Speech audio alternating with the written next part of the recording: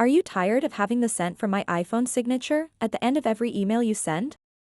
In this short tutorial, I will show you how to easily remove the "Sent from my iPhone" email signature from your emails. Many people find this default signature unnecessary and would prefer to have their emails look more professional or personalized. Thankfully, removing it is quite simple and can be done in just a few easy steps.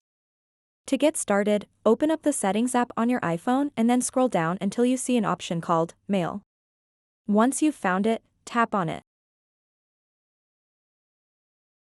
After that, scroll down to the bottom of the page. Now you'll see an option called Signature. Just tap on it. All you have to do next is tap on the text and then remove it completely.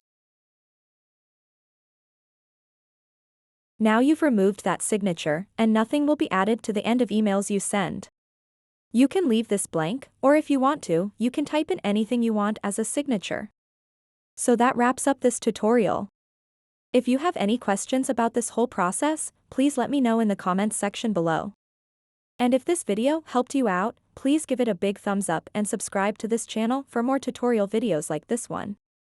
Thank you so much for watching and have a good day.